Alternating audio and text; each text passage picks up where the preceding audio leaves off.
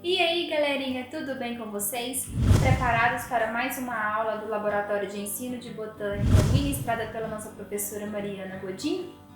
Bom, como tema da nossa aula de hoje, eu vou falar com vocês sobre o reino fúngico. Há muito tempo, os fungos foram comparados a vegetais. Entretanto, esses organismos eles não possuem clorofila nas suas células. Então, portanto, eles não são capazes, de produzir a fotossíntese. Então, no decorrer da nossa aula agora, eu vou abordar com vocês as principais características que diferem os fungos das plantas, tá? Vamos falar um pouquinho sobre a estrutura corporal deles e sobre a importância que esses fungos têm, né? Então, partiu para mais uma aula com a Fabrícia Liderato?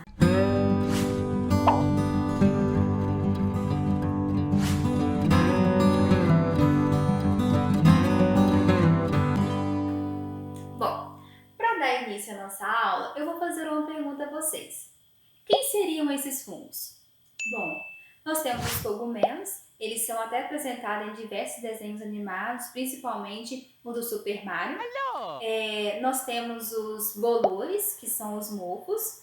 Nós temos as leveduras, que são usadas como fermento do pão, na produção de bebidas, na produção de queijos. E nós temos a orelha de pau, tá bom? E aonde esses fungos vivem? Em quais locais? O que é propício para a sobrevivência deles?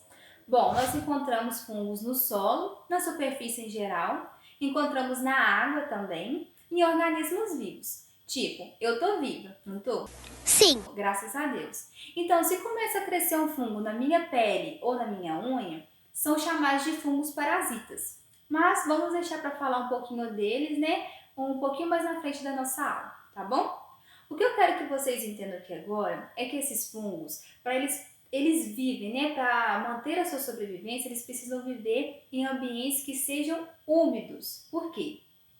Neles vai crescer uma projeção de hifas, Essas hifas, esse conjunto de hifas vai formar um micélio e esse micélio ele vai se espalhar ao longo da superfície. Ao se espalhar, qual que é a tendência dele? De perder água. Então, se ele vive em um ambiente seco e ele está perdendo água, ele precisa o quê? Reter água novamente, certo? Mas se ele está no ambiente seco, como ele vai reter água? A tendência dele, é o quê? Morrer, Por isso a necessidade dos fungos viverem em ambientes úmidos. Um exemplo de fungos, no nosso dia a dia é tipo, imagine uma casa super megamente úmida e nesse dia vai e chove. O que vai acontecer? Pode aparecer na parede, manchas ou até no canto das paredes, projeções de fungos, Outro detalhe é quando nós saímos do banho e nós não secamos os pés.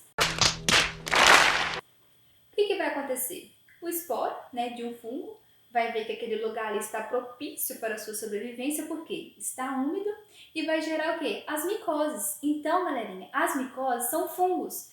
Eu sei que a partir de agora vocês não deixarão mais de secar os pés, É claro. Então, vamos dar continuidade à nossa aula. Outra característica muito importante dos fungos, que até difere eles também das bactérias, são que eles possuem células eucarióticas. Por quê?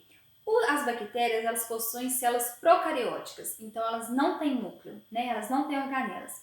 Já os fungos, eles possuem células eucarióticas, então eles têm presença de núcleo, eles têm presença de organelas, então podemos dizer que eles são semelhantes a nós, certo? Outro detalhe, galera, que eu quero frisar com vocês e que eu já comentei no início da nossa aula é que os fungos eles não têm capacidade de produzir a fotossíntese. Então, eles não produzem o seu próprio alimento. Ou seja, eles são heterótrofos em forma de absorção. Então, para a sobrevivência deles, para a captura de nutrientes, eles absorvem. Como isso acontece? Esses fungos, eles liberam enzimas, tá? Essas enzimas realizam a digestão fora deles e quando a digestão já está pronta, esses fungos absorvem o que é necessário para a sua sobrevivência. Outro detalhe das características principais aí são que os fungos podem ser considerados sapróbios, ou seja, eles também são decompositores. Então, se nós temos restos de alimentos que seja propício, né, no ambiente propício para ele, eles vão decompositar. Folhas, se a folha estiver num lugar úmido, com certeza eles vão decompositar ela. Caules. Então, quando nós falamos sapróbios, dizemos que eles são decompositores. Quando nos referimos de parasitas, significa o quê? Que eles estão se alimentando de organismos vivos. É o que eu disse para vocês lá no início da nossa aula. Se eu tenho um fungo na minha pele, ou na minha unha, ou entre meio os meus dedos, eu estou tendo ali um fungo considerado parasita. Parasita! Porque ele está se alimentando de um organismo vivo. Nós temos fungos que podem ser considerados unicelulares, ou seja, possuem uma única célula, e nós temos fungos também multicelulares. E para falar a verdade para vocês, a maioria dos nossos fungos são multicelulares, ou seja, eles possuem muitas células. Agora nós vamos falar sobre a parede celular desses fungos. A parede celular deles é formada por quitina, muito diferente das plantas, porque a parede das plantas é formada por celulose. Já a sua reserva de energia é em forma de glicogênio, outra característica que os difere das plantas, porque nas plantas a sua armazenação do açúcar, das suas substâncias energéticas é em forma de amido. Então, galerinha, nós podemos perceber que nós encontramos 3 tipos de características que os diferem das plantas. Primeiro, as plantas elas têm capacidade de produzir o seu próprio alimento através da fotossíntese. Já os nossos fungos não produzem fotossíntese, então eles são considerados heterótrofos, certo?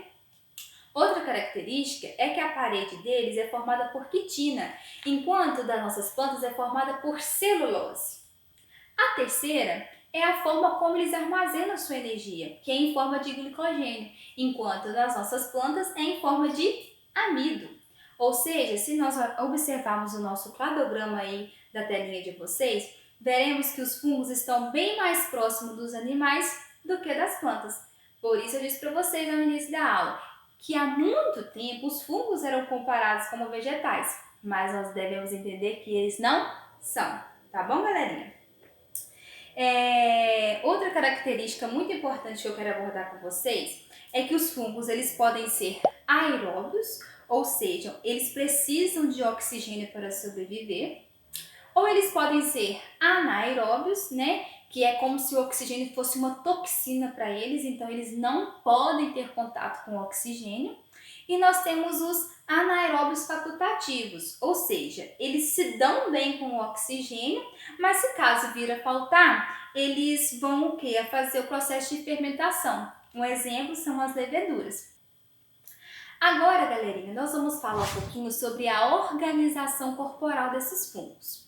Então, esses fungos, eles têm uma estrutura como base que são as hifas. O que são essas hifas? São filamentos, né, formados por células, e esses filamentos são muito longos. E que esse conjunto de hifas vai formar o nosso micélio. As hifas, elas podem ser septadas, ou seja, elas possuem septos e é como se cada célula tivesse uma individualização. Só que os septos não impedem que um compartimento compartilhe com o outro as substâncias, organelas, né? Então, mesmo que tenha esses septos separando um ao outro aí, isso não impede que haja compartilhamento entre eles. E essas hifas septadas, ela pode ter sim, em cada compartimento pode ter um núcleo, chamado de monocariótica, ou em cada septo podemos ter 2 ou mais núcleos, chamado de dicocariótica. Então, quando eu tenho um septo, um núcleo apenas chamado de mono, e quando eu tenho 2 núcleos em cada septo, é chamado de dicocariótica, tá bom? Outra classificação aí das hifas são as cenocíticas. O que seriam essas cenocíticas?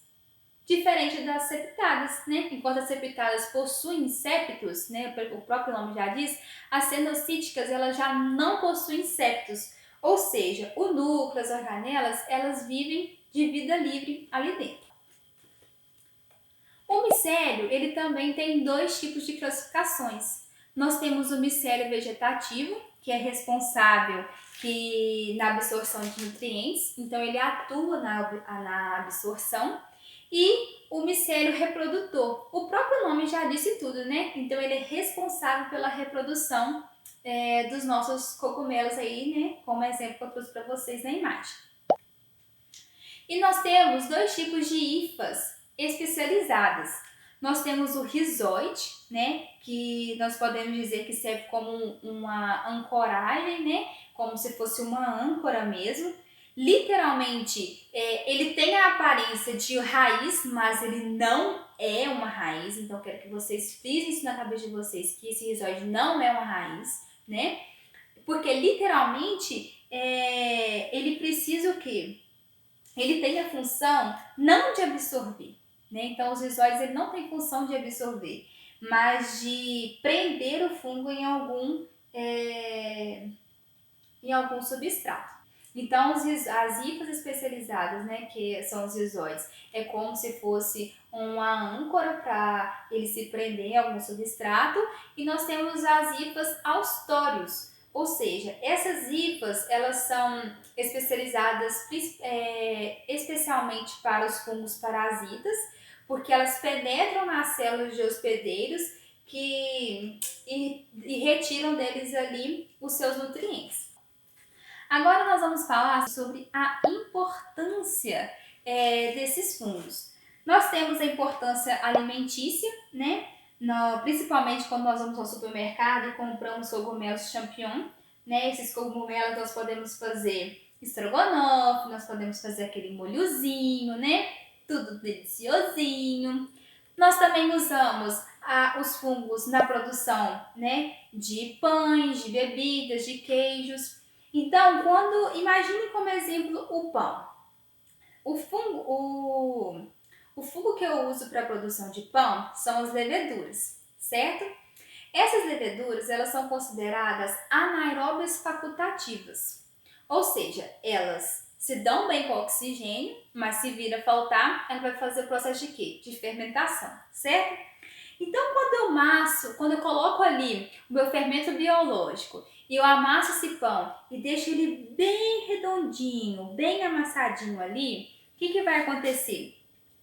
Ali dentro os fungos eles vão ficar sem o oxigênio, então o dióxido de carbono vai ajudar com que eles enchem, né? Que eles cresçam, né? Então por isso ali está correndo o processo da fermentação deles.